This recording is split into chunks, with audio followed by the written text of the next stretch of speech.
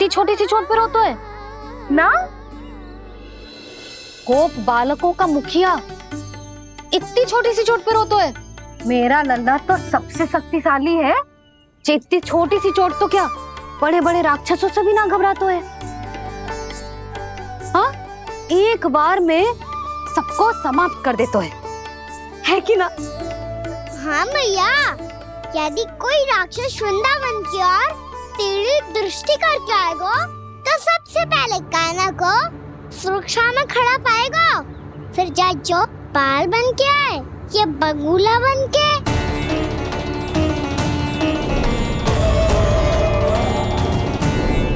ना लल्ला, सोचो भी मती। वृंदावन की सुरक्षा करना तेरा दायित्व ना है। तुझे और कोई संकट का सामना करने की आवश्यकता ना है। अभी तो मेरी पीड़िता का हरण कर रही थी, अचानक से क्या हो गया मैया को? कोई आवश्यकता ना है तुझे ऐसे संकटों का सामना करने की। आने दे आज तेरे बाबा को, सीधा सीधा बोल दूंगी। बहुत हो गए उनके तर्क वितर्क। मेरा फूल सा लल्ला वन में अकेले गौचारण के लिए ना जाएगो। आज बगुले ने निकल लियो, कल कछु और हो जाए तो? नारायण ना करे, कहीं कछु ऊंच नीच तुझे कछु हो जाए तो? मैं तो जीते जी मर जाऊंगी।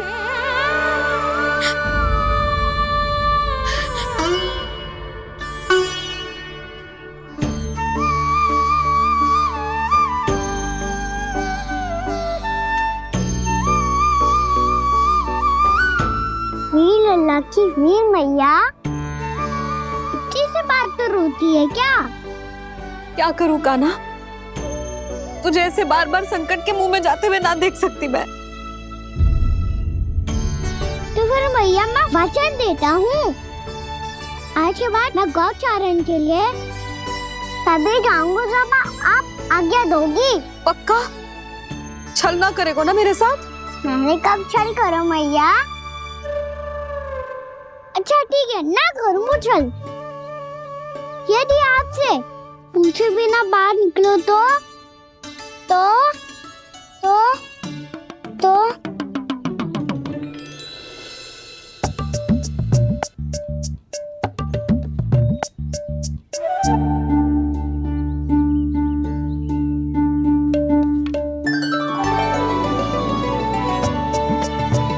ये रे आपकी छड़ी और ये रे मेरी पीठ।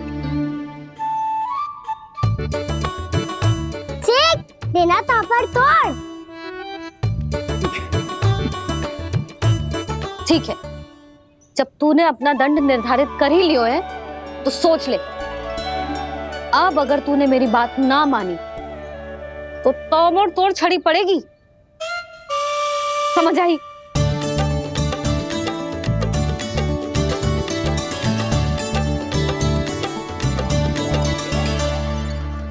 अच्छा ही है कि कान्हा कुछ दिन घर ही रहे। आज वन में जो हुआ है अवश्य कंस ने ही करवाए हुए वो सब।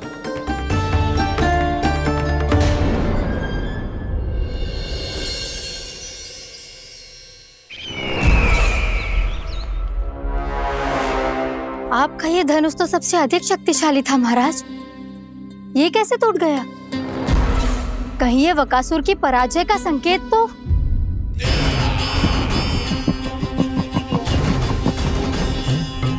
प्राप्ति, लगता है तुम्हें शुभ समाचार मिला नहीं। उस बकासुर ने उस विष्णु अवतार को जीवित ही निगल लिया है। अरे अब तक तो उस नन्हे से बालक को पचा भी चुका होगा वो। उसके तन में रक्त बनकर वो विष्णु अवतार और उसकी शक्तियां दौड़ रही होंगी। क्षमा कीजिए महाराज। क्षमा कीजिए, इस अशुभ से मुख से शुभ समाचार आने दो। माथे के बल को ढीला करो, चेहरे पर मुस्कान लाओ और कहो, महाराज, वृंदावन में मातम फैल चुका है। मैं ऐसा ही करता महाराज, यदि सूचना सत्य होती तो।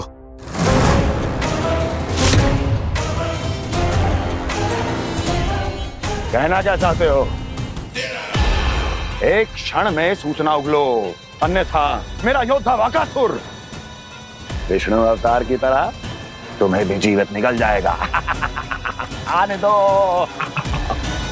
वकासुर मारा गया महाराज, वकासुर मारा गया महाराज, वकासुर मारा गया। वकासुर मर चुका है? असंभव। असंभव।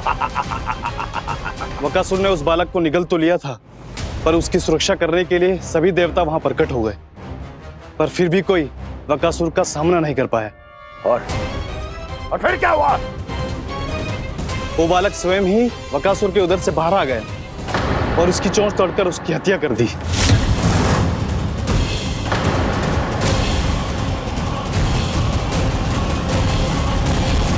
वन में वकासुर की चोंच टूट गई और यहाँ आपका ये धनुष।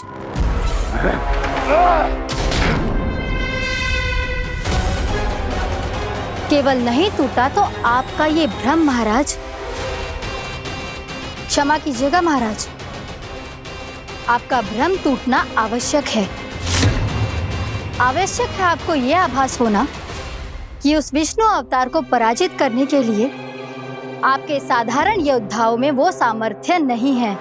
अच्छा सर, उतना तृणावर्त, वकासुर, ये सब साधारण नहीं थे प्राप्ति, साधारण नहीं थे। फिर तो ये और भी अधिक चिंता का विषय है महाराज, क्योंकि इसका अर्थ तो यही हुआ कि वो विष्णु अवतार कुछ अधिक ही असाधारण है और उसका सामना करने के लिए और उसे मिट्टी में मिलाने के लिए आपको एक ऐसे अस्त्र की आवश्यकता है जो उसके सामने ना झुके और ना ही टूटे।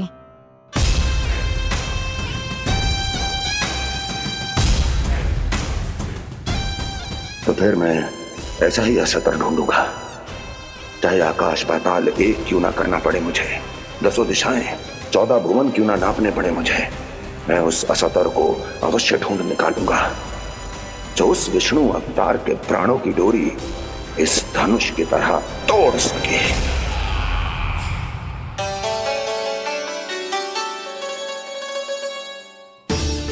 थैंक्स बाबा, मैंने मैया को वचन दिया है कि जब तक नहीं चाहेंगी मैं वन नहीं जाऊंगा, इसलिए आप मुझे मारने के लिए कोई शक्तिशाली असुर ढूंढने में व्यस्त रहो। कुछ दिन तब तक मैं व्यस्त रहूंगा अपनी मैया की सेवा करने में।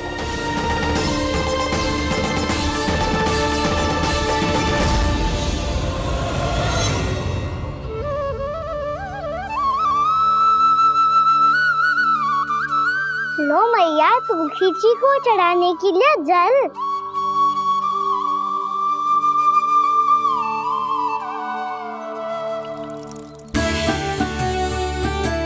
लो मैया, और आटा।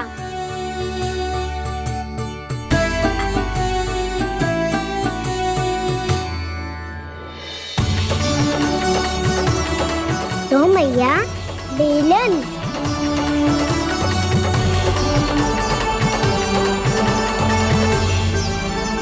ले तनिक खा ले। ओ मैया, भूख ना लगी है। बिना भूख के खाने से क्या लाभ? और तेरा जब पेट तो कह रहा है कि उसे भोजन चाहिए, और लाभ कैसे ना लल्ला?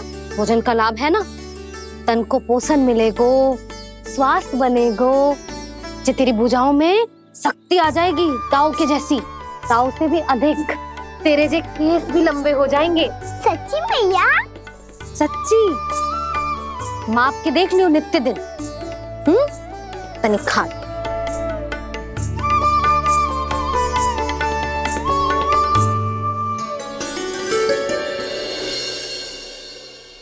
मान के मैया का कहना, छक के भोजन खाते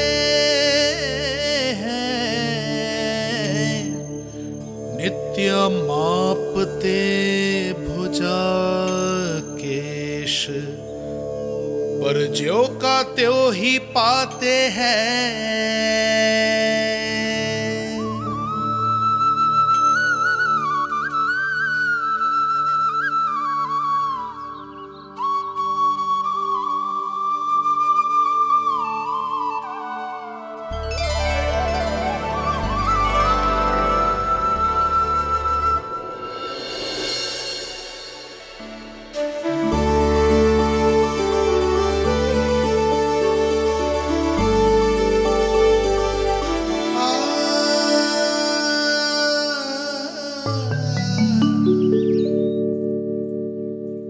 ले लल्ला, फल खा ले। ना, मुझे ना खाने फल वल। क्यों? लंबे केस और शक्तिशाली भुजाएं ना चाहिए? व्यर्थ है ये सब। पिछले 10 दिनों से देख रहा हूँ, ना केस लंबे हुए हैं, ना भुजाएं शक्तिशाली बनी है। 10 दिन में का चुनाव होने वाला।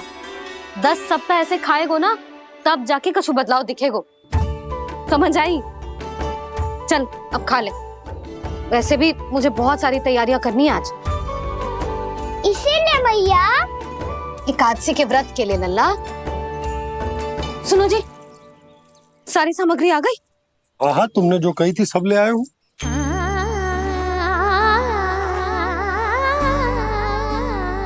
इसमें नारियल तो है ही ना, उसके बिना मैं एकादशी की पूजा कैसे करूंगी?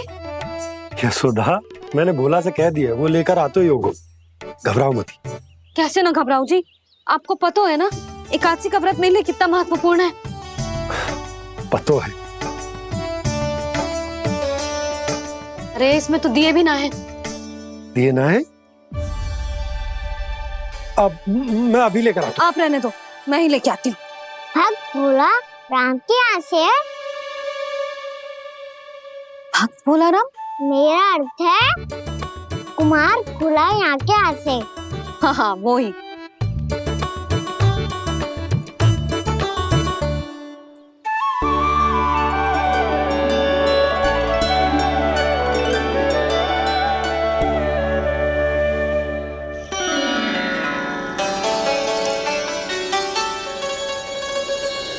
श्री हरि, श्री हरि, मेरे श्री हरि।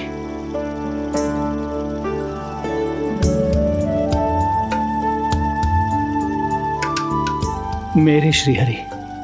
भोला राम, मेरी मटकी तैयार है। मेरे श्री हरि। मेरे श्री हरि।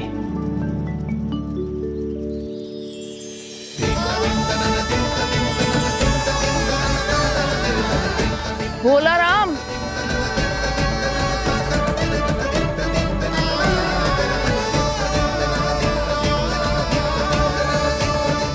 भोला काका, ओ भोला काका।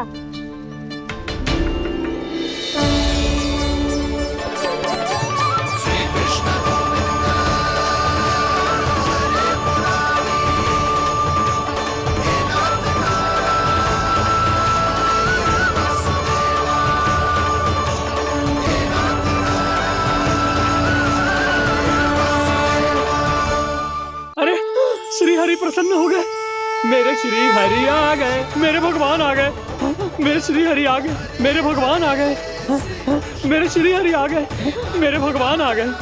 मेरे श्री हरि आ गए, मेरे भगवान आ गए। मेरे भगवान आ गए, मेरे घर मेरे भगवान आ गए।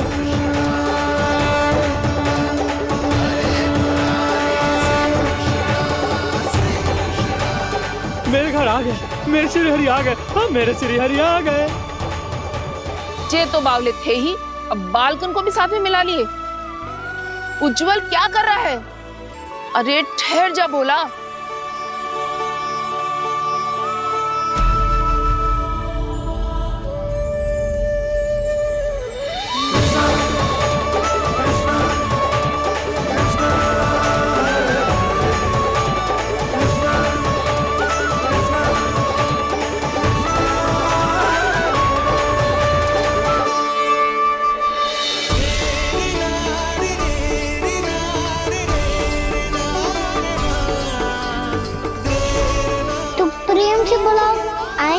शरीर भी।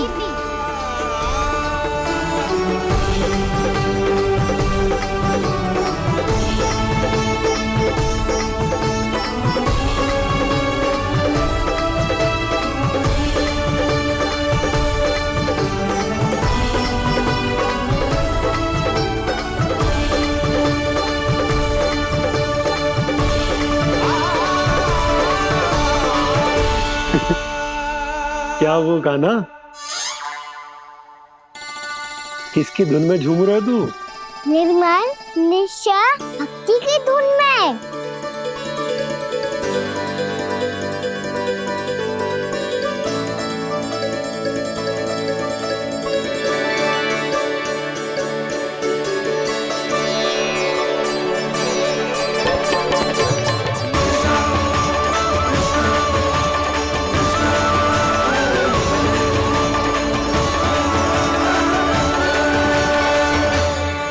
अरे क्या हो गया इन्हें? बावले हो गए हैं क्या? ठहरो, कोई आवश्यकता ना है ऐसे बावलों की तरह नाचने की।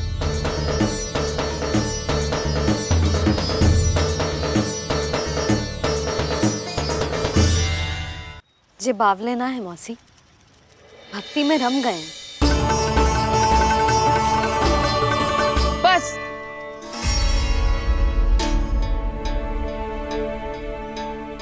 हम सब कब से खड़े हैं यहाँ, पर तुम्हें कुछ ध्यान ही रहा है।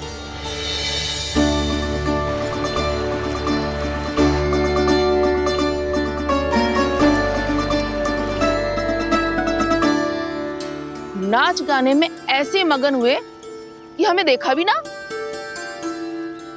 मुझे नाचते हुए देख मेरे श्री हरि को इतना आनंद आ रहा था कि मैं अपने आप को रोक नहीं सका। और वैसे भी मेरे जन्म का एकमात्र उद्देश्य है श्री हरि की सेवा करना, श्री हरि को प्रसन्न करना। तुम बावले हो भोलाराम, या हमें बावला बना रहे हो?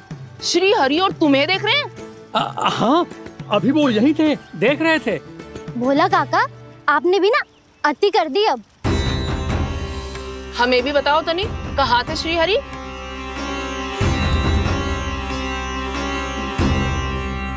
ना जाने अपना उपहास करवाने में क्या आनंद आता है इन्हें। देखो, अब तुम सच मानो या झूठ, लेकिन हमरे श्री हरि यहीं थे, इसी चाक पर अभी। हाँ, लो सुन लो इस मूर्ख की बात।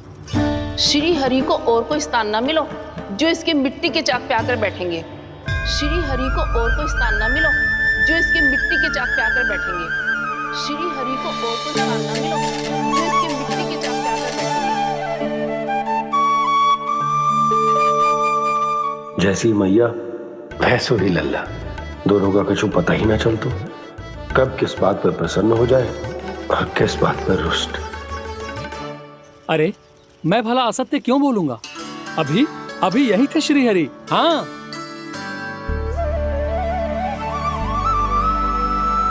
हाँ, जैसे श्री हरि को तो कोई कार्य है ही ना, वो तो आतुर होके बैठे रहते हैं कब तुम हरि हरि बुलाओ और वो दौड़े चले आए।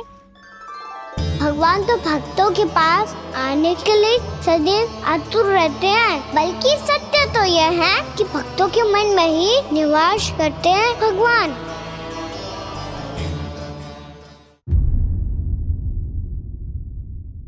अरे मैं भला असत्य क्यों बोलूंगा?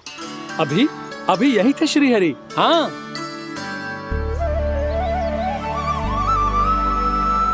हाँ, जैसे श्री हरि को तो कोई कार्य है ही ना, वो तो आतुर होके बैठे रहते हैं कब तुम हरि हरि बुलाओ और वो दौड़े चले आए। भगवान तो भक्तों के पास आने के लिए सदैव आतुर रहते हैं, बल्कि सत्य तो यह है कि भक्तों के मन में ही निवास करते हैं भगवान। भगवान तो भक्त के पास आने के लिए सदैव ही आतुर रहते हैं शंकरी मौसी। बल्कि सच्ची बात तो ये है कि भगवान हमारे मन में ही निवास करते हैं। कम से कम तू तो इसे बढ़ावा मत दे जशोदा। जब देखो जब हरि नाम की रट लगाए रहते है। हरि बोलते बोलते ऐसो बावलो होता है कि सारा कार्य भूल जाता है। 2 दिन से अपनी मटकी के लिए चक्कर काट रही हूँ। अभी तो एक चक्कर और लगाना होगा आपको। आपकी मटकी तैयार हो गई है, अभी लाता हूँ।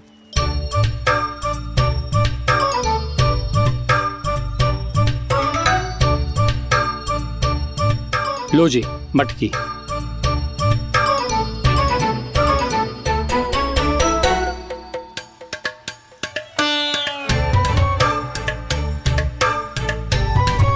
इस कच्चे मटके का क्या करूं मैं?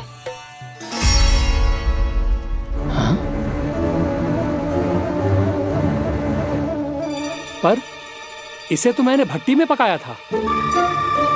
अब तू ही देख ले कितना ध्यान रहता है इस कार्य पे। और कह तो है कि श्री हरि आते हैं इससे मिलने। हाँ आते हैं और आगे भी आएंगे हमारे श्री हरि हमसे मिलने। और आके मोक्ष देंगे, है ना? मांगूंगा तो मोक्ष भी दे देंगे, मांगूंगा तो मोक्ष भी दे देंगे, मांगूंगा तो मोक्ष भी दे देंगे। अभी तो ये बता कि तू मुझे मेरी मटकी कब देगो? और मेरी मांग कब पूरी करोगी भोला राम जी? मेरो घड़ा मेरे दिए तो तैयार है ना, कल एकादशी की पूजा और व्रत के लिए। एकादशी का व्रत? हाँ एकादशी का व्रत। इसे करने से श्री हरि बहुत प्रसन्न होते हैं। अच्छा फिर तो अभी लाया।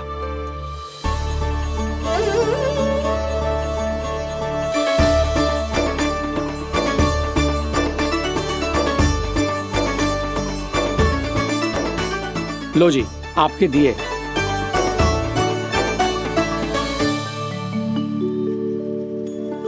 और जो हमने मांगा है वो? बाकी सब शेष द्वादशी के दिन मिलेगा, क्योंकि कल मैं भी एकादशी का व्रत रखूंगा, क्योंकि कल मैं भी एकादशी का व्रत रखूंगा, क्योंकि कल मैं भी एकादशी का व्रत रखूंगा।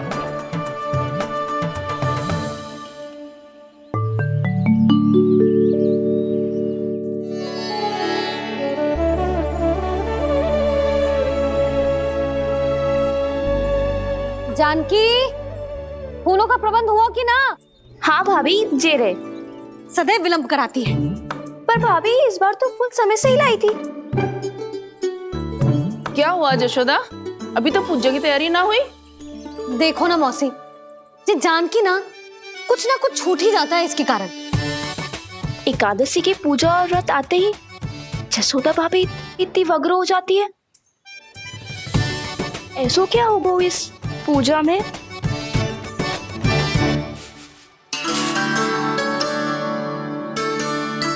ये थाली में रोली चंदन रखने से, दिया जलाने से के होगो? आपको पता भी है एकादशी का व्रत क्यों रखते हैं, क्या महत्व है इसका? लो जे तो मैं जसोमती रानी से पूछना भूल ही गया। पर हाँ भगवान, मेरे लिए इतना ही पर्याप्त है कि इस व्रत को रखने से मेरे श्री हरि हमसे प्रसन्न हो जाएंगे।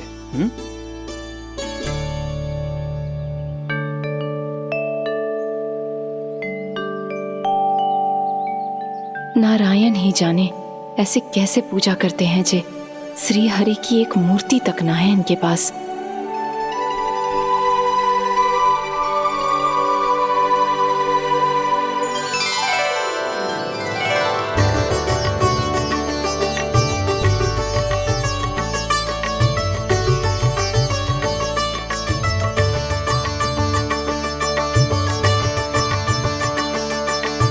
प्रभु, न तो मेरे पास मूर्ति है और ना तो इस व्रत के विधि विधान के बारे में मुझे जानकारी है, और ना ही मुझे इसके महत्व के बारे में जानकारी है, पर फिर भी मैं करना चाहता हूं।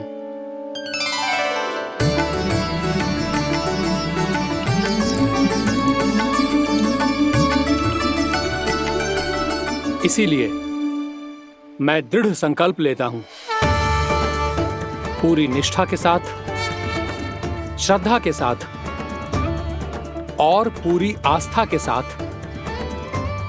मैं इस व्रत को संपन्न करूंगा।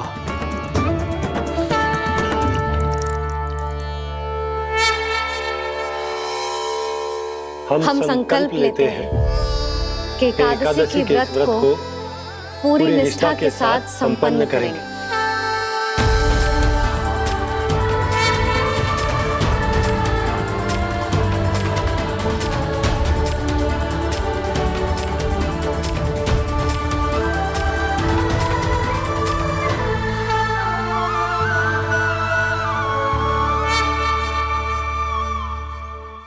तुलसी जी के पत्ते तो हैं ही ना। श्री नारायण को तुलसी जी के पत्ते के बिना भोग ना चढ़तो है। जानकी, तुलसी के पत्ते कहाँ हैं? भाभी, मैं तो कब से यही पूछना चाह रही थी कि तुलसी के पत्ते लाऊं क्या, पर आप तो व्यस्त थी ना। तुझे कितनी बार समझाओ है ना, यदि तेरे कछु करने से किसी और की कोई हानि ना हो रही हो या किसी के अच्छे कार्य में सहायता हो रही हो तो मुझसे आज्ञा लेने की आवश्यकता ना है। समझ गई भाभी, आगे से जाना उनको। ले अभी लेकर आती हूँ।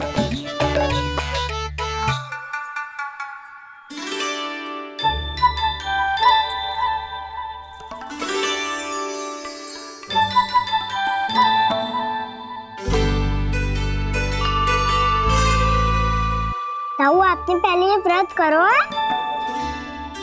आपको इसका महत्व पता है? भाभी चल। जानकी, तुमने ये व्रत करो है? फिर तुमको इसका महत्व पता है? सुमति जी, आपको पता है इसका महत्व? कान्हा, क्यों तंग कर रहे हो सबको? मैया, सबने करो ये व्रत, मुझे भी करना है।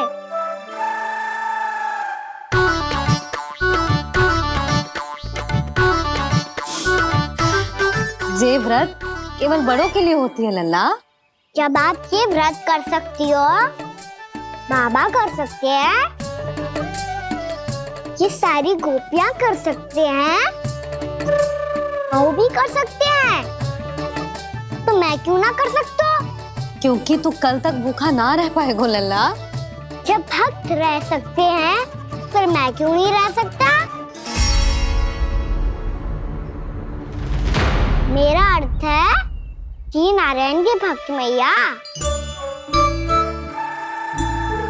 मैया मान जाओ ना, मुझे करने दो ना ये व्रत। अपनी लल्ला पे आप विश्वास ना है आपको? विश्वास है। अच्छा ठीक है, तू भी कर ले।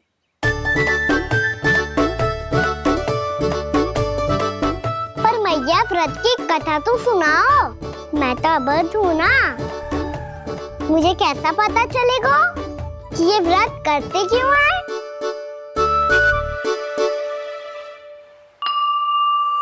प्रभु, मुझ अबोध को कैसे पता चलेगा कि इस व्रत का क्या विधि विधान होता है और क्यों रखा जाता है और इसका महत्व क्या होता है? मुझे तो आप ही बता सकते हैं प्रभु। जब व्रत कर रहे हैं तब उसका महत्व भी पता होना चाहिए ना। बताओ ना मैया, क्यों रखते एकादशी का व्रत? इसके लिए तो तुझे एकादशी की कथा सुननी होगी। सुनेगो ना?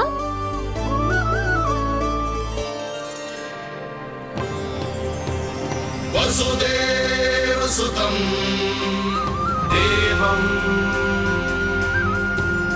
कंसचाणूरमर्दनम् श्रीहरि,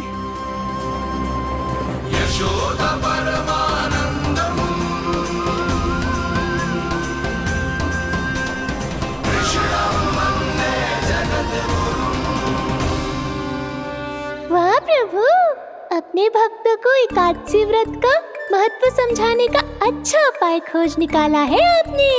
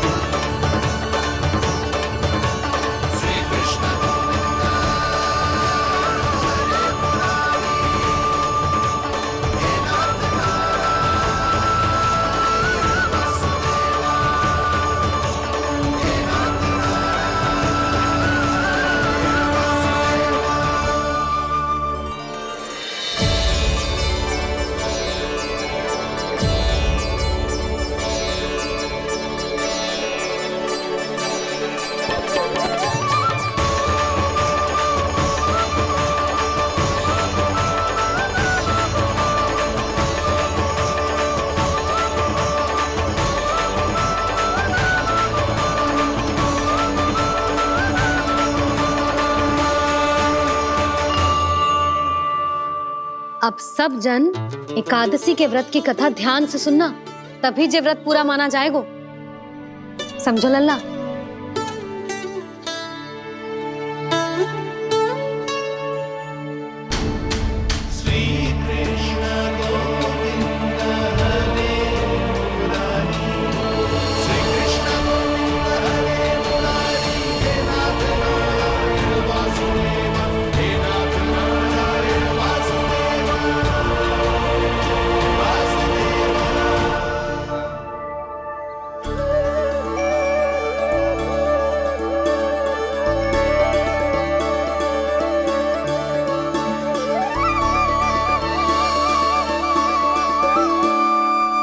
सतयुग में चंद्रावती नाम के नगर में मूरा नाम का एक असुर राज्य करता था। ओम ब्रह्मदेवाय नमः। ओम ब्रह्मदेवाय नमः। ओम ब्रह्मदेवाय नमः। ओम ब्रह्मदेवाय नमः।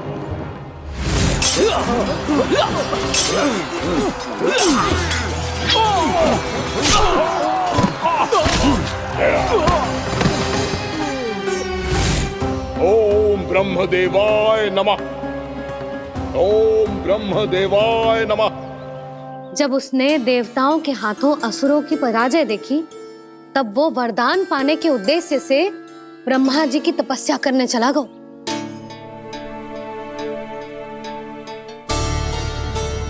शीघ्र ही मूरा की तपस्या सफल हो गई और ब्रह्मदेव जी उससे प्रसन्न हो गए। ओम ब्रह्मदेवाय नमः। ओम ब्रह्मदेवाय नमः। ओम ब्रह्मदेवाय नमः। ओम ब्रह्मदेवाय नमः। ओम ब्रह्मदेवाय नमः। ओम ब्रह्मदेवाय नमः। ओम ब्रह्मदेवाय नमः। ओम ब्रह्मदेवाय नमः। ओम ब्रह्मदेवाय नमः। मूरा, प्रणाम ब्रह्मदेव। तुम्हारी तपस्या सफल हुई। बोलो, तुम्हें क्या वर चाहिए? सृष्टि के रचयिता ब्रह्मदेव, कृपया मुझे ऐसा वरदान दीजिए जिसकी सहायता से मैं त्रिलोकी विजयी बन जाऊं और कोई देवता मुझे पराजित ना कर सके। यहाँ तक कि देवताओं के रक्षक, सृष्टि के संचालक भगवान श्री विष्णु के लिए भी मैं अपराजय रहूं। तथास्तु, तथास्तु, तथास्तु। प्रणाम ब्रह्मदेव।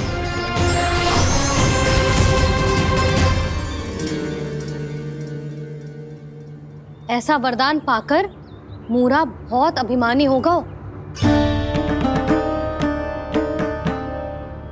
यक्षों, किन्नरों, यहाँ तक कि देवताओं को भी युद्ध के लिए ललकारने लगा, पर किसी ने भी उसकी ललकार को स्वीकार ना करो, क्योंकि सभी उसकी शक्ति से बहुत भयभीत थे और उसके सामने युद्ध किए बिना ही अपनी पराजय स्वीकार करने लगे और फिर दंभ में आके उसने स्वर्ग लोक पर भी आक्रमण कर दिया और देवराज इंद्र तक को चुनौती दे डाली।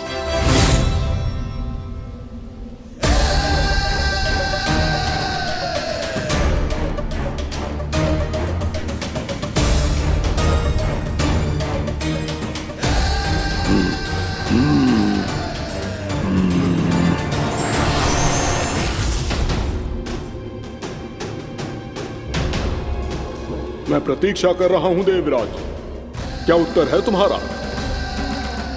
मुझसे युद्ध करोगे या फिर बिना लड़े ही पराजय स्वीकार कर मेरे अधीन हो जाओगे और सौंप दोगे मुझे अपना ये स्वर्ग लोक? सारी शक्ति तुम्हारे मुख में है या कुछ बाहुबल भी है तुम्हारे पास? मैं तुम्हारी चुनौती स्वीकार करता हूं मूरा, मैं तुम्हारी चुनौती स्वीकार करता हूं मूरा।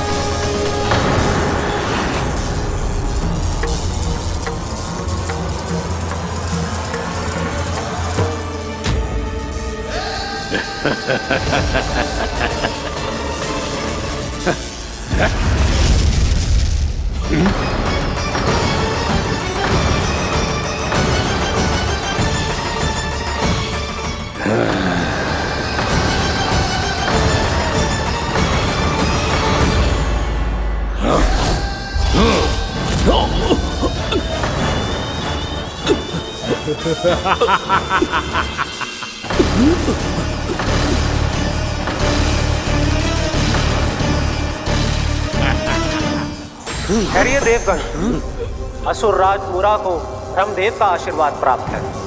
आप में से कोई भी इन्हें पराजित नहीं कर पाएगा।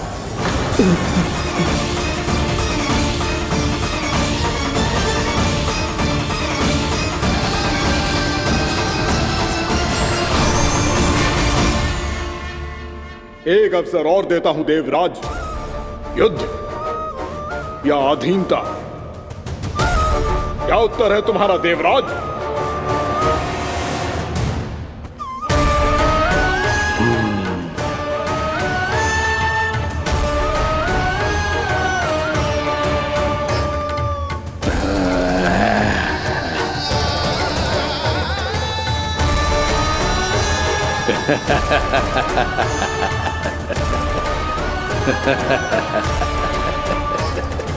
इंद्र और सभी देवताओं ने मूरा के आतंक में आके उससे भयभीत होके अपना सिंहासन छोड़ दियो।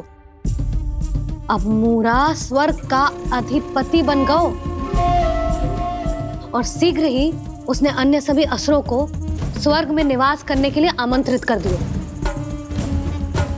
और इस प्रकार से वो धीरे धीरे तीनों लोकों का सम्राट बन गयो। उसे किसी ने रोका नहीं मैया? ना लल्ला, इतना साहस किसी में था ही ना। और फिर ये निश्चित करने के लिए कि भविष्य में किसी और असुर की मृत्यु ना हो, वो यमराज पे भी विजय प्राप्त करने के लिए यमलोक की ओर प्रस्थान कर दियो। वो तो अपने आप को और सभी असुरों को अमर बनाना चाहता था। पर देवता और यमराज भी उसकी ये योजना समझ गए थे। इसीलिए उसके आने से पहले ही सारे देवताओं ने श्री नारायण से सहायता के लिए गुहार लगाई। अब केवल आप ही कुछ कर सकते हैं प्रभु। अभी तो मूरा केवल त्रिलोक का स्वामी है, और यदि उसने यमलोक भी जीत लिया तो वो जीवन को ही नियंत्रित नहीं करेगा प्रभु, वो मृत्यु का भी स्वामी हो जाएगा। ऐसे में पहले सृष्टि का संतुलन तो नष्ट होगा प्रभु, और फिर स्वयं सृष्टि ही नष्ट हो जाएगी। ऐसा नहीं होगा यमदेव, नियति ऐसा होने ही नहीं देगी। विधि रचेगी खेल और मैं बनूंगा माध्यम। असुर राज मुरा का सामना मैं करूंगा। बस आप मुझे चुनौती देने के लिए उसे तैयार कर लीजिए, चाहे उसके लिए आपको साम दाम दंड भेद कोई भी उपाय क्यों ना अपनाना पड़े।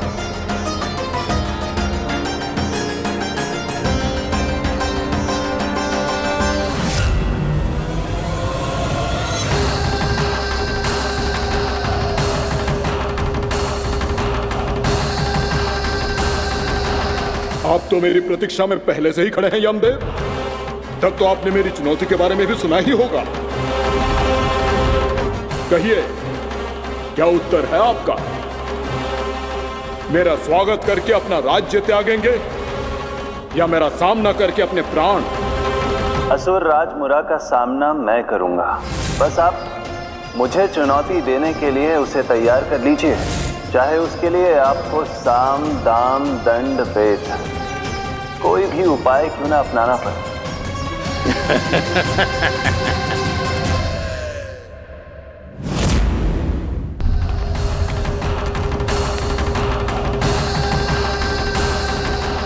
आप तो मेरी प्रतीक्षा में पहले से ही खड़े हैं यमदेव। तब तो आपने मेरी चुनौती के बारे में भी सुना ही होगा। कहिए, क्या उत्तर है आपका? मेरा स्वागत करके अपना राज्य त्यागेंगे या मेरा सामना करके अपने प्राण? हे असुर श्रेष्ठ, मैं आपकी अधीनता स्वीकार करने के लिए तैयार हूं। बस एक विनती है मेरी। शर्त को विनती का नाम देकर बहलाना चाहते हो मुझे यमराज? असुर राज मूरा के सामने शर्त रख पाओ, इतना सामर्थ्य नहीं है तुम में। इसका आभास है मुझे असुरराज, पर मैं आपकी अधीनता स्वीकार करूं इससे पहले आपको स्वामी धर्म का पालन करना होगा। मेरे पुराने स्वामी के क्रोध से मेरी रक्षा करनी होगी आपको। कौन है तुम्हारा पुराना स्वामी? भगवान श्री नारायण।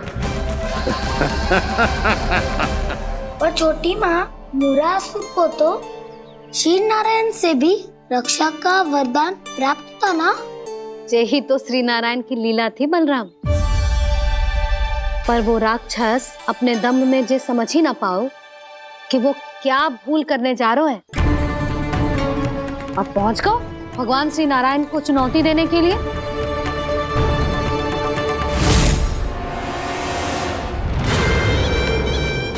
वहीं ठहर जाओ असुर राज मूरा।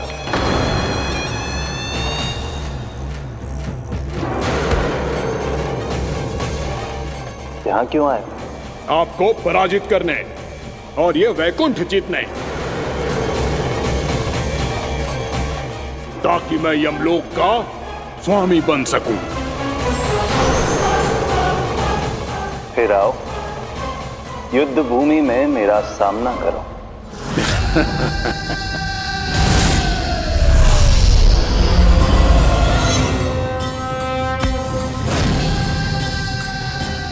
ये नहीं जानते कि इनसे ना हारने का वरदान तो मैं पहले ही प्राप्त कर चुका हूं, इसलिए युद्ध ठीक से आरंभ हो पाए उससे पहले ही इन्हें जीत लूंगा मैं।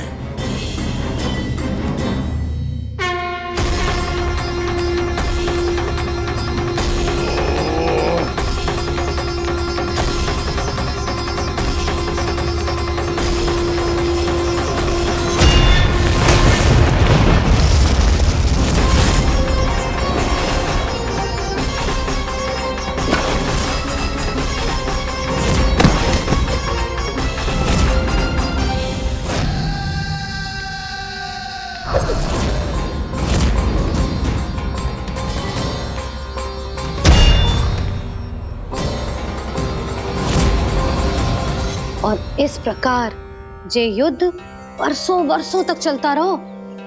दोनों योद्धा पूरे ब्रह्मांड में अनेक अस्त्रों शस्त्रों के साथ युद्ध करते रहे।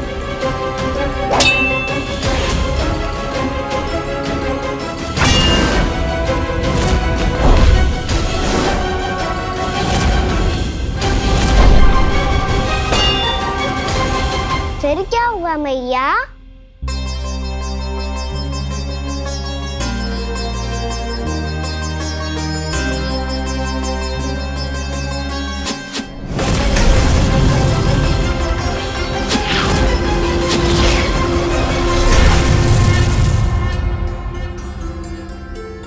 उस युद्ध को कभी समाप्त हुआ हो, पर कैसे? शीघ्र ही वो राक्षस थक गो लल्ला।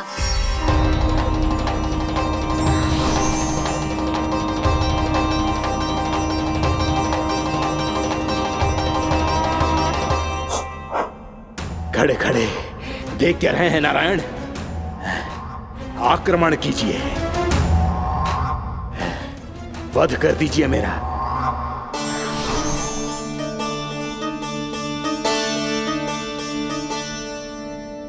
मैं तुम्हारी वीरता से प्रभावित हूं, इसीलिए इतनी थकान की स्थिति में मैं तुम जैसे वीर पर आक्रमण नहीं करूंगा। जाओ विश्राम करो। यदि फिर से युद्ध करने की इच्छा हो तो तुम्हारा स्वागत होगा।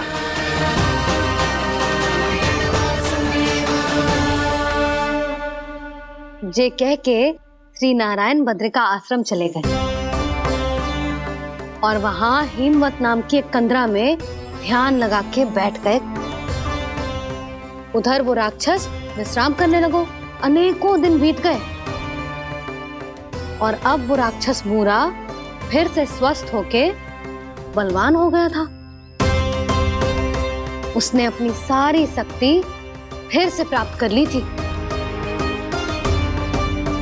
श्री नारायण ने उस पर दया करी थी, पर वो फिर से श्री नारायण को छलने को तैयार होगा।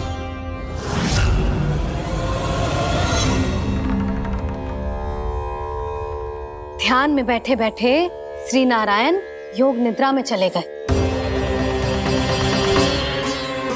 पर दुष्ट मूरा इसी अवसर का लाभ उठा के उनकी कंदरा में घुस आयो, ताकि वो सोते हुए श्री नारायण पे आक्रमण कर सके।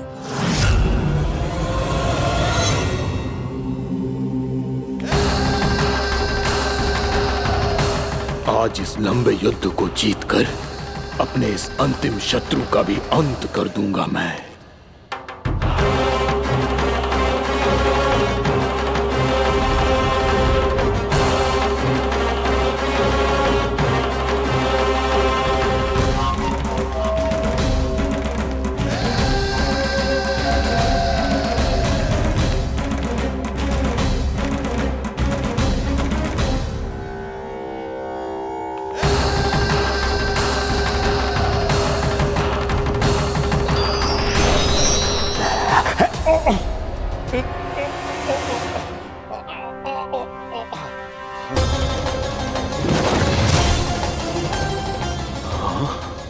दुष्ट राक्षस,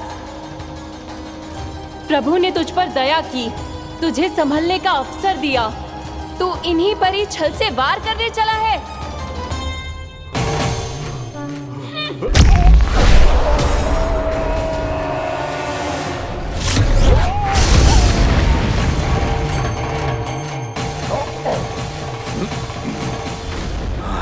मैं अजय हूँ, मुझे कोई पराजित नहीं कर सकता। ब्रह्मा का वरदान है मुझे। तूने नारायण से अपराजय होने का वरदान मांगा था मूर्ख, उनकी शक्ति से नहीं। ध्यान से देख, मैं तेरी मृत्यु हूँ, मृत्यु।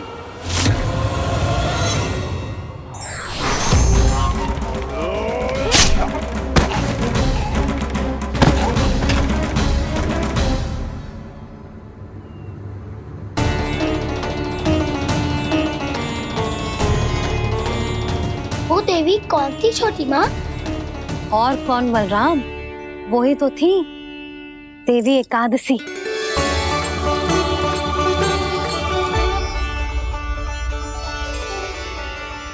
मुझे क्षमा कीजिए प्रभु, आपकी आज्ञा के बिना ही युद्ध करके आपके शत्रु को मृत्यु के घाट उतार दिया। क्षमा नहीं, आपकी तो प्रशंसा होनी चाहिए देवी। असुर राज को मारकर आपने सभी देवताओं को मुक्त करवाया है। इस पापी के अहंकार से तीनों लोकों की रक्षा की है आपने। आप एकादशी की तिथि पर मेरी एकादश इंद्रियों से उत्पन्न हुई हैं। इसीलिए मेरे सभी भक्त आपको उत्पन्न एकादशी के नाम से जानेंगे। सभी तिथियों में आपका स्थान सर्वश्रेष्ठ होगा। जिस तरह आपने राक्षस के आक्रमण से मेरी रक्षा की है, उसी प्रकार एकादशी के दिन व्रत करके जो भी भक्त आपकी कथा सुनेगा, मैं स्वयं उसकी रक्षा करूंगा।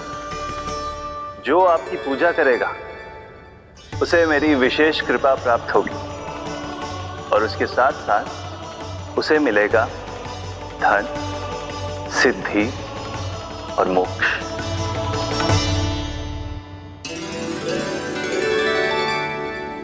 इसीलिए आज के दिन व्रत रखने का बहुत अधिक महत्व होता है। बोलो एकादशी मैया की जय, बोलो श्री नारायण भगवान की जय।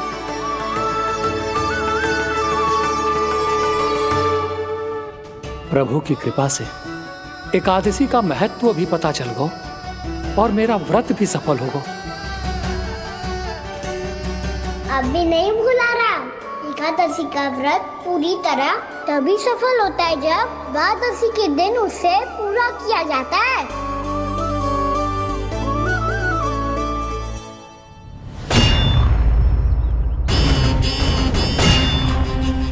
आवश्यक है आपको यह आभास होना कि उस विष्णु अवतार को पराजित करने के लिए आपके साधारण योद्धाओं में वो सामर्थ्य नहीं है। वो विष्णु अवतार कुछ अधिक ही असाधारण है।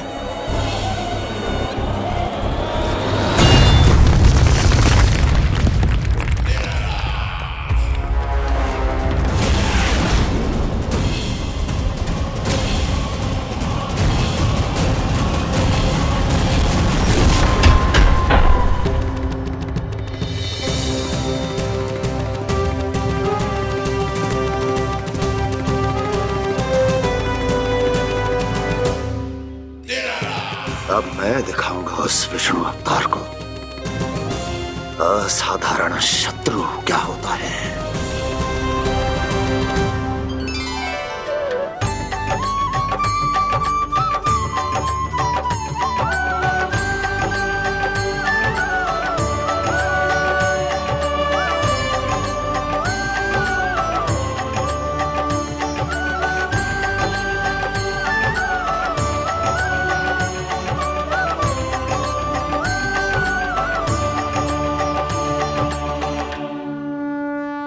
मामा अधीर हो रहे हैं, पर मैया ने मुझे अभी तक बाहर जाने की आज्ञा नहीं दी है। अभी उन्हें किसी और राक्षस को यहाँ भेजने से रोकने के लिए मुझे ही कुछ करना होगा।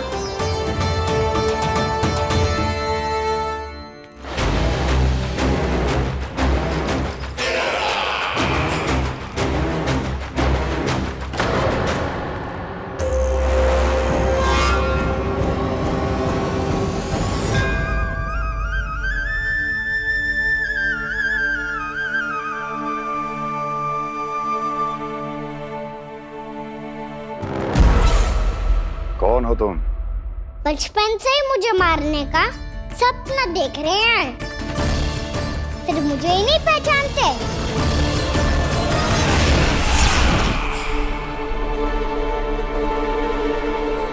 बचपन से विष्णु अवतार।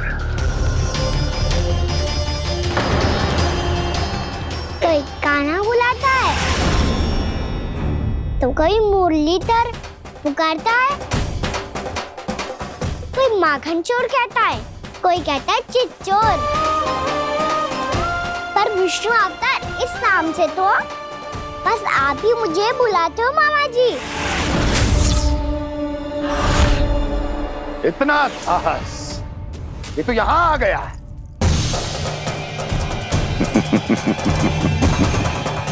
यहाँ आ तो गया तू विष्णु अवतार, किंतु यहाँ से जीवित नहीं जाएगा। तेरे इस शीश को तेरे धड़ से अलग कर दूंगा मैं।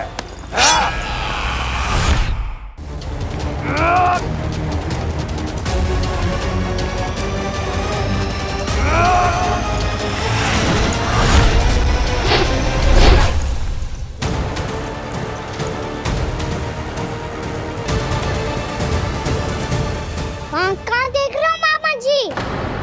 मैं तैयार हूँ।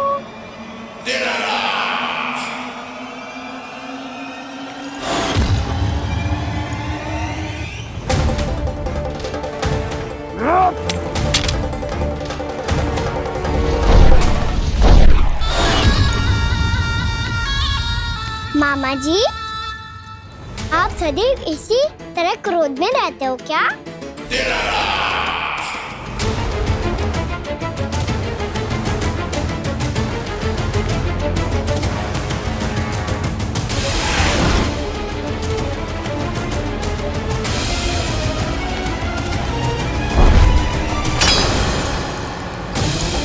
छोड़, छोड़ मेरी तलवार को। छोड़ो तो तब जब पकड़ा हूँ।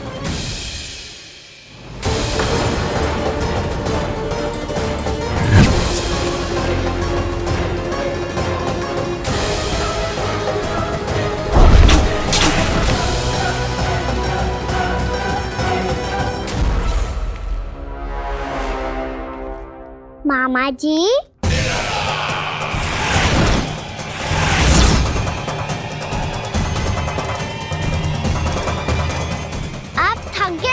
थोड़ा विश्राम कर लो।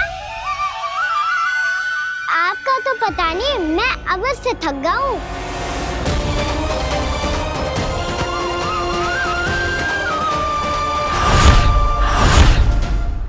मेरे सिंहासन पर बैठने का तू साहस? अभी तो बस अभ्यास कर रहा था मामा जी। भविष्य में मुझे तो बैठना है यहाँ। आपने बल प्रयोग करके से अपने पिताजी से छीना था, मैं आज से छीन लूंगा। जो छल और बल से लिया जाए वो अधिक समय तक टिकता नहीं है मामा जी।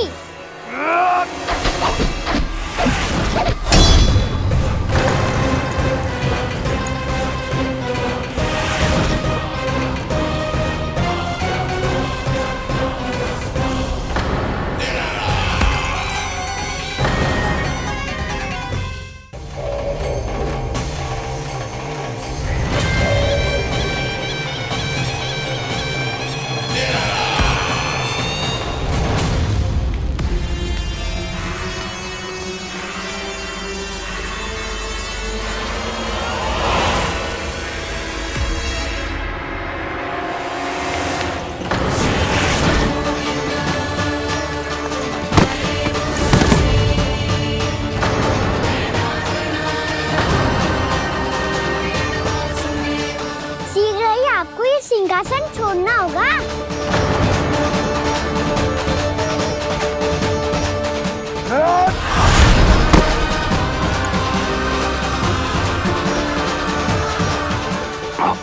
वो मेरा सिंहासन छीनना चाहता है। वो आ रहा है, वो आ रहा है। सैनिकों, दुर्जन, बंद कर दो सभी द्वार और घरों के, सब के सब। इसकी हर संभावना पर इतना कड़ा पहरा बिठा दो कि ना तो कोई महल के भीतर आ सके, ना तो बाहर जा सके। मुझे महल की चप्पे चप्पे की सूचना चाहिए। जाओ।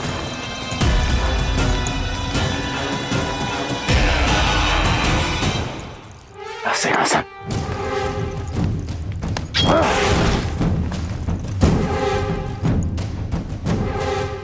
अब आ, दुष्ट मायावी, छलिया विष्णु अवतार, मैं कंस तेरी प्रतीक्षा कर रहा हूं।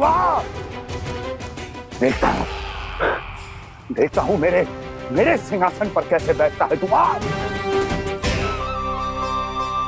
मुझे तो बस कुछ समय चाहिए था, वो मिल गया।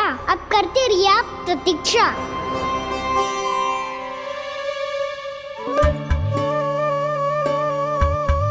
जी अपने आप से बातें क्यों कर रहे हो जी?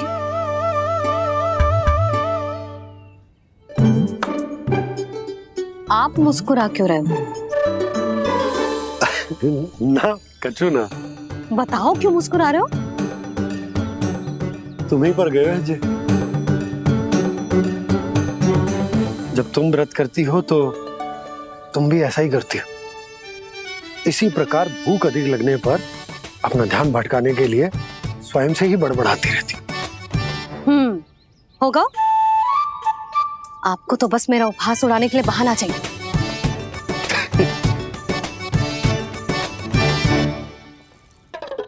लल्ला, भूख लगी है? ना मैया, व्रत करे तो भूख कैसे लगेगी?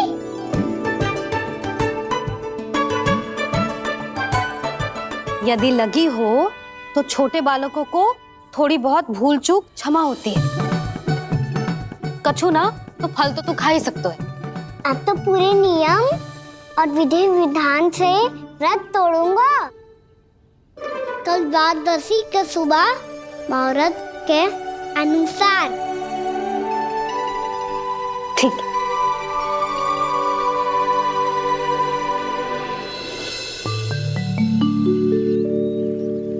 लल्ला, एकादशी समाप्त हो गई है, द्वादशी लग गई है। अब तू व्रत तोड़ सकते है। भोजन कर ले। ले।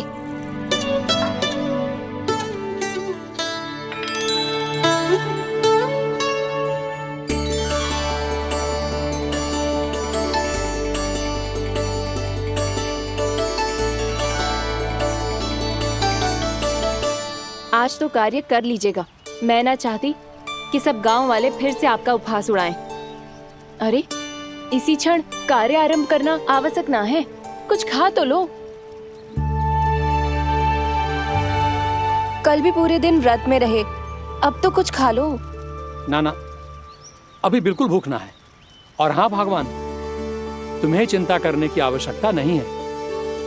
आज मैं किसी को भी 2 शब्द कहने का अवसर नहीं दूंगा। अरे, कुछ खाओगे पियोगे नहीं तो कैसे रहोगे?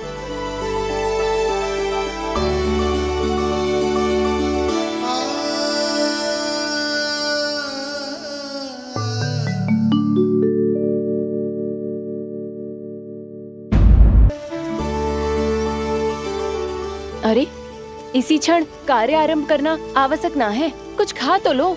ना ना, अभी बिल्कुल भूख ना है। और हाँ भगवान, तुम्हें चिंता करने की आवश्यकता नहीं है। आज मैं किसी को भी 2 शब्द कहने का अवसर नहीं दूंगा।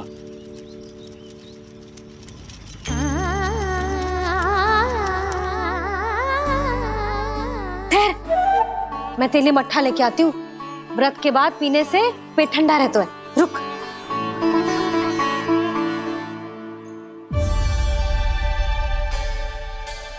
भक्तों ने अभी तक व्रत नहीं तोड़ा है, मैं कैसे तोड़ लूं? भूख कहाँ से होगी? श्री हरि नाम से पेट तो भर लेते हो। श्री हरि श्री हरि श्री हरि।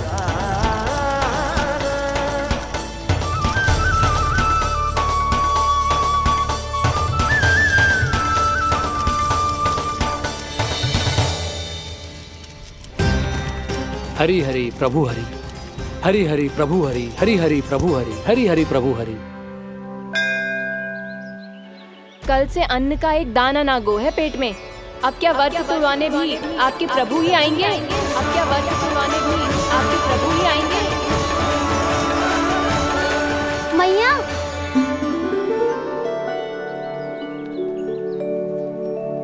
मैया पहले व्रत तोड़ के कच्चू खा तो लो। अभी ना, लौट के आने के बाद। हाँ,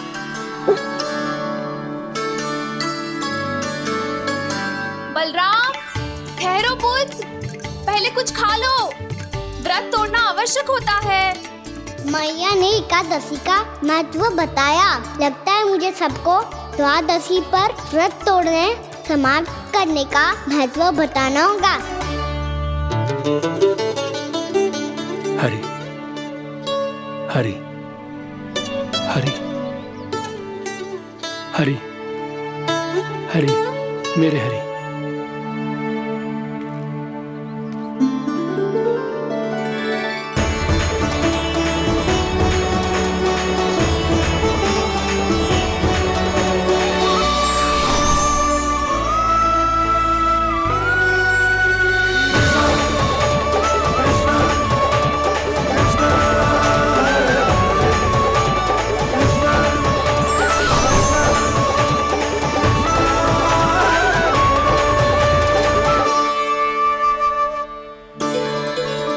अभी अभी तो मैंने बच्चों की मां को वचन दिया था कि आज किसी को शिकायत करने का अवसर ना दूंगा, और अब मैं प्रभु श्री हरि की कल्पना जसोमती रानी के लल्ला में ही करने लगा। ना ना, ये ठीक ना है।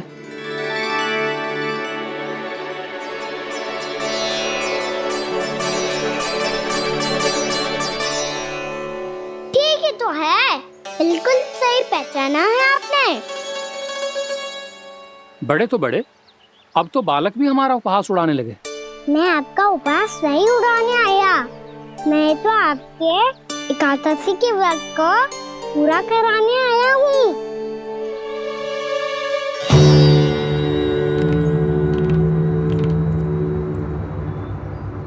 कान्हा,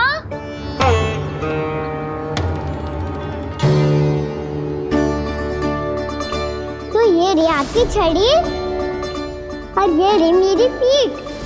सेक बिना तापर तोड़। आज तो इसकी पीठ सेक के रहूंगी मैं। मैया घर पे भूखी मुझे ढूंढ रही होगी। लो, आज द्वादशी के दिन पहले प्रहर में भोजन करके अपना एकादशी का व्रत पूरा करो आप। धन्यवाद राजकुमार, पर अभी हमें भूख नहीं है। बहुत सारा काम पड़ा है, और अभी थोड़ी ही देर में शंकरी बहन भी अपनी मटकी लेने आती होंगी।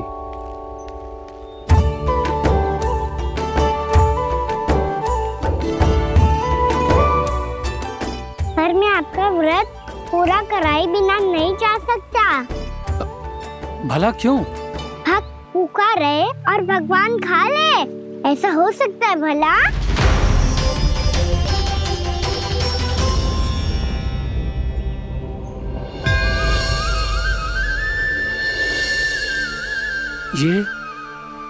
ये कैसा भ्रम हो रहा है मुझे लगता है अपना काम करना चाहिए।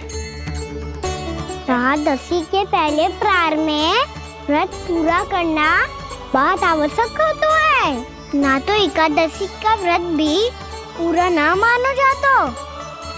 इतनी सारी ज्ञान की बातें तुम्हें कैसे पता है लल्ला?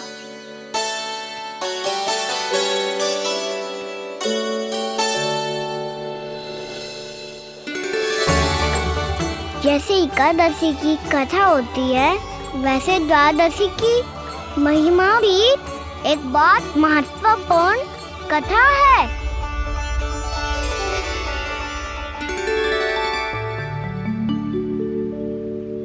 कैसी कथा? बिल्कुल सही समय पे आई हो आप। क्योंकि आपको ये कथा आपको अवश्य सुननी चाहिए।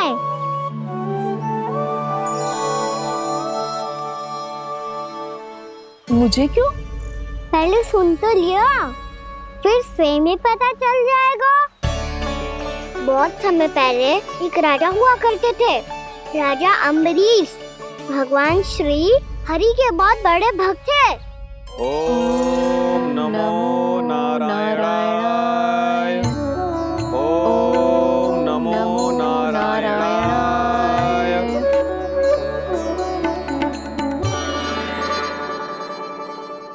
नेक पुण्य के काम करते थे वो। अपनी पत्नी के साथ हरि का नाम जपते रहते थे। उन्होंने 12 माह एकादशी का व्रत करो निर्जल पास किया, और जब उनकी 12वीं एकादशी का व्रत द्वादशी के दिन तोड़ने का समय हुआ, तभी महर्षि दुर्वासा अपनी 100 शिष्यों के साथ उनके महल में पधारे।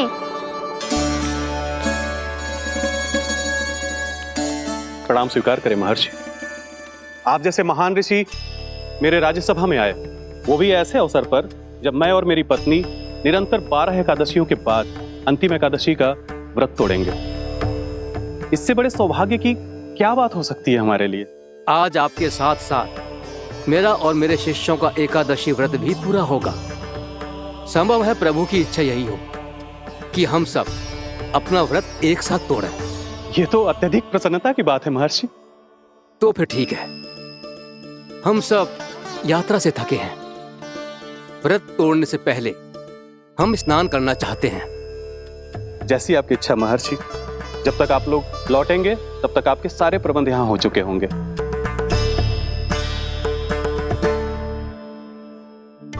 महर्षि दुर्वासा स्नान करने गए थे, पर उन्हें लौटने में विलंब हो रहा था, और इधर द्वादशी पर व्रत पूरा करने का मुहूर्त बीता जा रहा था।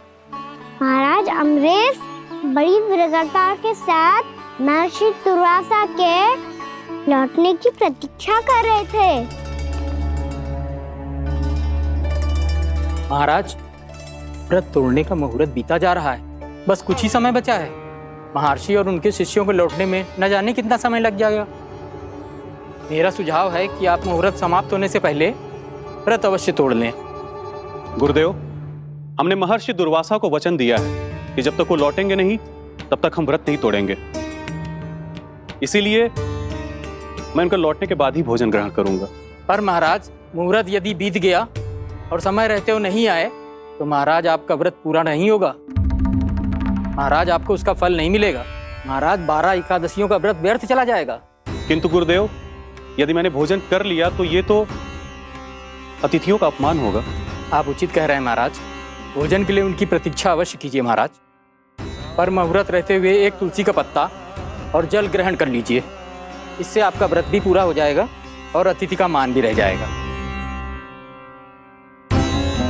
आपका सुझाव अच्छा है गुरुदेव।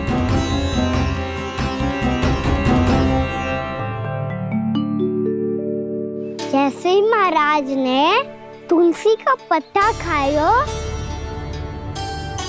वैसे ही महर्षि दुर्वासा लौट आए। महाराज,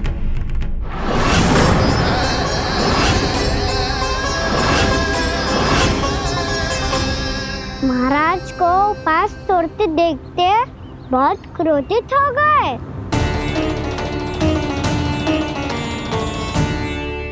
बहुत बड़े भक्त हैं आप, परंतु आप ये नहीं जानते अपने अतिथियों के साथ कैसा व्यवहार करना चाहिए। आपने हमें साथ भोजन करने का वचन दिया था, पर अपना व्रत क्यों तोड़ा आपने? महर्षि, मैंने भोजन नहीं ग्रहण किया। कहीं मुहूर्त न निकल जाए इस कारण मैंने एक तुलसी का पत्ता ग्रहण कर लिया।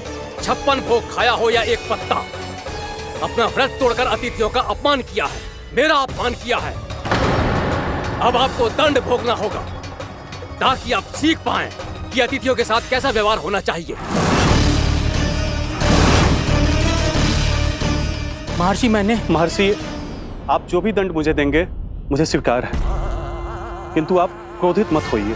क्रोध का कारण आपने दिया है महाराज। एक महर्षि का अपमान करके राक्षसी प्रवृत्ति का परिचय दिया है आपने, इसीलिए अब एक राक्षसी आपको दंड देगी।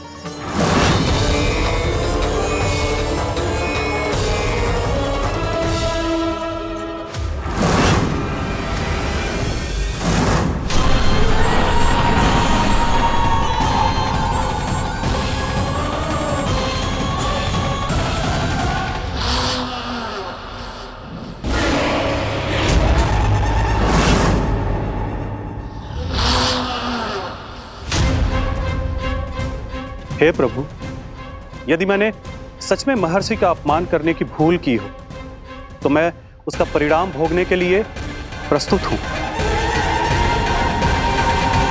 ओम नमो नारायणाय, ओम नमो नारायणाय नमः। महर्षि दुर्वासा को यह आभास ही नहीं था कि महाराज अम्बरीश ने उनका अपमान नहीं किया था, फिर भी उसे अपमान मान के वो श्री नारायण के भक्त पे संदेह कर रहे थे। मैंने भी तो भोला राम की भक्ति पे संदेह किया था। हे नारायण, ये क्या पाप हो गया मुझसे? संदेह किसी अपमान से कम ना हो तो, और भगवान सब सह सकते हैं, पर उनके प्रिय भक्तों का अपमान सहन ना कर सकते, इसीलिए उन्होंने अस्थिचेप करने का निर्णय लिया।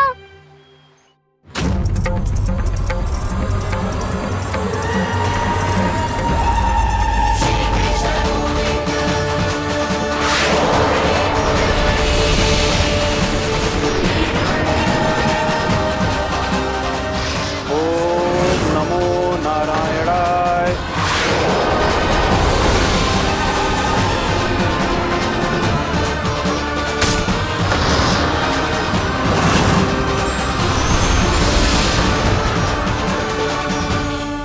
और फिर भगवान का वो सुदर्शन चक्र महर्षि दुर्वासा के पीछे पड़ गया। ये चक्र तो मेरी ओर बढ़ रहा है।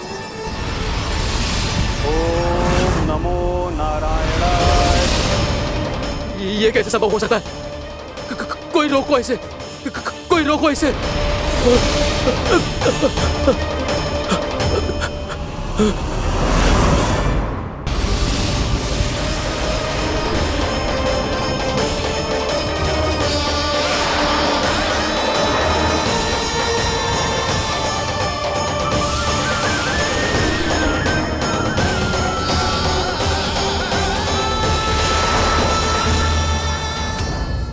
चक्र से अपने प्राण कैसे तैसे बचाते बचाते महर्षि दुर्वासा ब्रह्मलोक जा पहुँचे।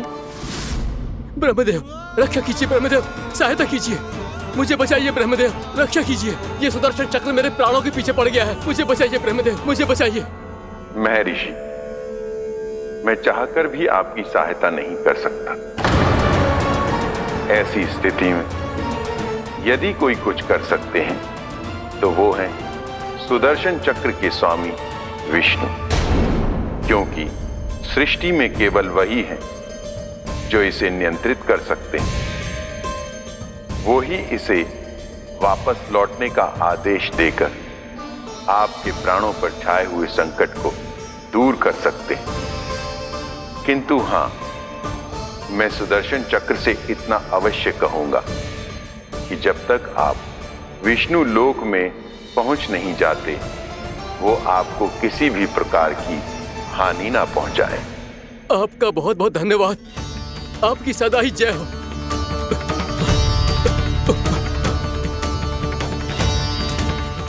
फिर क्या था? भागते भागते महर्षि दुर्वासा सीधे भगवान श्री हरि के शरण में बैकुंठ पहुंच गए।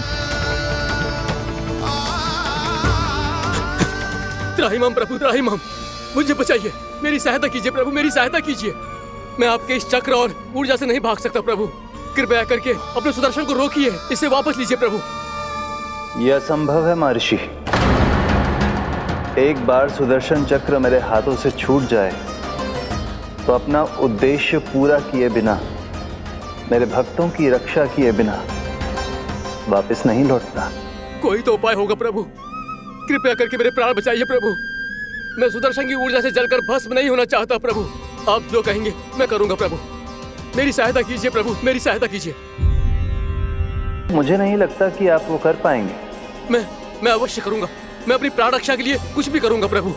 आपने मेरे भक्त राजा अम्बरीश को भक्ति का कर्तव्य निभाने के लिए अपमानित और दंडित किया है महर्षि, पर भक्त की रक्षा करना भगवान का कर्तव्य है। इसलिए यदि आप भक्त राजा अम्बरीश के पास जाकर क्षमा याचना करें और यदि वो आपको क्षमा कर दे तो ही ये चक्र आपके प्राण लिए बिना लौट सकता है। अन्यथा आप तो जानते हैं महर्षि, मेरे भक्त का अपमान मेरा अपमान। भक्त का अपमान भगवान के अपमान से कम ना हो तो है। महर्षि दुर्वासा को भी ये बात समझ आई और फिर उन्होंने महाराज अम्बरीश से क्षमा याचना की। महाराज महाराज महाराज महाराज महाराज मुझे क्षमा करें महाराज, मुझसे बहुत बड़ी भूल हो गई महाराज, मुझसे बहुत बड़ी भूल हो गई महाराज। महर्षि, आप हमारे चरण छुए ये उचित नहीं। महाराज महाराज अम्बरीश, आप नारायण के सच्चे भक्त हैं। मैंने आपको अपमानित किया, दंडित करने का प्रयास किया महाराज। इस अपराध के लिए मुझे क्षमा कीजिए महाराज और इस सुदर्शन चक्र से मेरे प्राण बचाइए महाराज।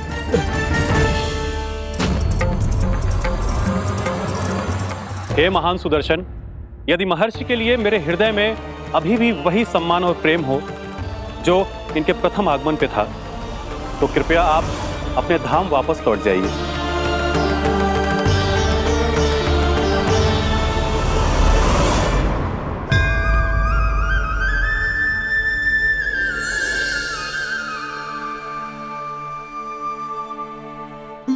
आपका बहुत बहुत धन्यवाद महाराज अम्बरीश। मैं आपको आशीर्वाद देता हूं कि आप देवराज इंद्र के समान शक्तिशाली हों। आपकी कीर्ति का पताका 10 दिशाओं में फहराए। मेरी बस एक ही इच्छा है महर्षि कि मैं आपके साथ अपना उपवास तोड़ सकूं। अवश्य महाराज, हम सब भोजन आपके साथ करेंगे और अपने आप को नारायण की सेवा में अर्पित करके व्रत को पूरा करेंगे, क्योंकि आज जो यहाँ हुआ है उससे सिद्ध हो चुका है कि एकादशी व्रत का फल द्वादशी की सुबह भोजन करने से ही प्राप्त होता है। इस कथा से हमें पता चलता है कि सभी को द्वादशी के सुबह भर पेट भोजन करके एकादशी का व्रत पूरा करना चाहिए। और दूसरी बात, भगवान की सच्ची भक्ति अपमान कभी ना करना चाहिए। उनके साथ सदैव प्रेम से व्यवहार करना चाहिए। यही भगवान को सबसे अधिक प्रिय है। भैया भोलाराम, मैंने भी श्री हरि पे तुम्हारे विश्वास का उपहास उड़ाया था, मुझे क्षमा कर दो। ना ना, आप क्षमा मांगकर मुझे लज्जित मत करो। आप तो मेरी बहन जैसी हैं। जब महर्षि दुर्वासा जैसे महान ऋषि को भी प्रभु के भक्त से क्षमा मांगनी पड़ी तो मैं तो बहुत ही तुच्छ हूँ। मुझे आपकी किसी भी बात का बुरा ना लगा। पर पता है प्रभु को कौन सी बात कब बुरा रखता है? कौन सी बात? जब उनका भक्त भूखा रहे, हमें भी अपना व्रत पूरा ना करे। और जैसा कि आप सभी ने अभी कथा से सीखो है, एकादशी के व्रत को द्वादशी की सुबह अवश्य पूरा करना चाहिए। अब आप जाओ, अपना व्रत पूरा करो।